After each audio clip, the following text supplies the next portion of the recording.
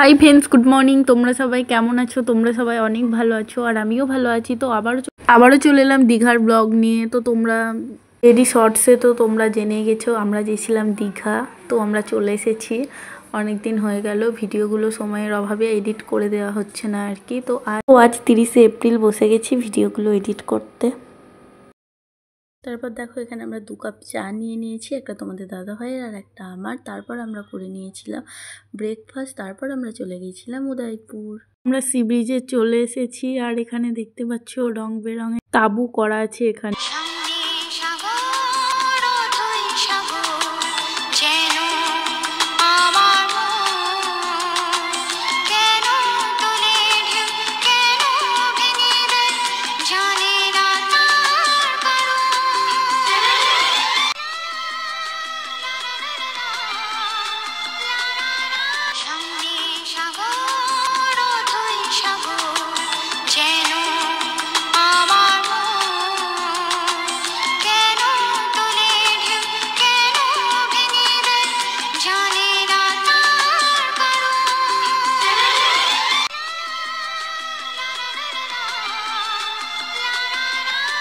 ₹150 का एक, 300 का एक, 500, 600, 300 का प्लेट है, 400 का। এটা কি আছে অক্টোপাস তুলে দেখাও দেখি কি আছে, ভালো করো। আর এই চিংড়িগুলো কত? চিংড়ি 8 পিস का 300 का। টাটকা তো? সব টাটকা, একদম টাটকা তো। এখানে কমপ্লিটগুলো কত? উদয়পুরে বিজে হ্যাঁ, টাটকা ছাড়া খরা মাছ পাবো না। তারপর দেখতেই তো পেলে এখানে রং বেরঙের মাছের মেলা বসেছে।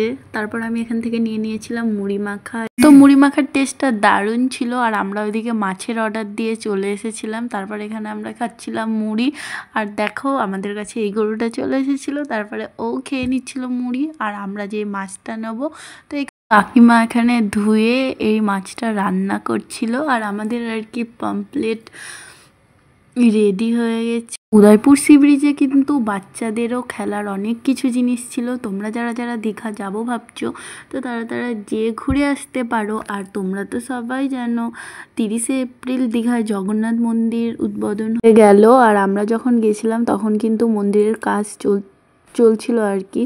তো আমরা দীঘা থেকে অনেক দিন আগেই চলে এসেছি, ভিডিওটা এডিট করার জন্য আর কি দেওয়া হচ্ছিল না। তো এই কাকিমার কাছ থেকে আমরা চিংড়ি মাছ নিয়ে নিয়েছিলাম। দোকান ধরে বসবে, খাবে যাবে। আর এক্সট্রা কোনো চার্জ লাগে না? না, চার্জ এক্সট্রা লাগে না।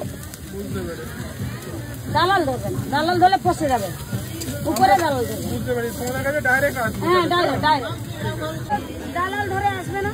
হ্যাঁ, টেবিল চার্জ 1000, সার্ভিস চার্জ 1000 নিয়ে নেবে। আমাদের দোকানে এখনো মাছ কাঁকড়া হচ্ছে।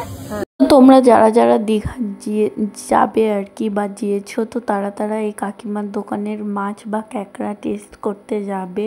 আর এই কাকিমা এটাই বলছিল যে ওপর থেকে দালাল ধরে আসবে না, কারণ তারা চার্জ বেশি নেয়। আর এই কাকিমা খুব সুন্দর রান্না করে, খেতেও টেস্ট হয় অনেক আর কি। তো আমরা গেছিলাম হোলির সময়, যেহেতু ভিডিওটা এডিট করে দিতে অনেক দেরি হয়ে গেল। আর এদিকে দেখো তোমাদের দাদাভাই কেমন রং খেলছে আর কি।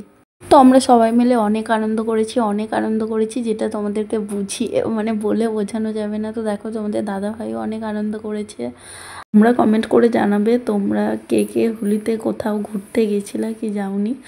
আর তোমরা কমেন্ট করবে তোমরা কে কে দীঘা গিয়েছিলা আর তোমরা কে কে দীঘা যাওনি।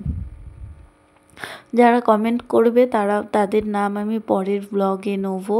তো তোমরা যারা যারা দীঘা যাবো ভাবছো তো তারা একবার হলেও উদয়পুর সি ব্রিজে যাবে। কেউ খারাপ কমেন্ট করো না, কারণ হোলির ভিডিও অনেক দিন পরে ছাড়ছি আর কি। তো আজ ভিডিওটা এই পর্যন্তই, দেখা হবে আর একটা ব্লগে খুব তাড়াতাড়ি।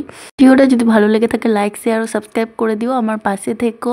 ফেসবুক পেজ থেকে যারা যারা ভিডিওটা দেখছো আমাকে একটু ফলো করে দিও। তো বাই সবাইকে।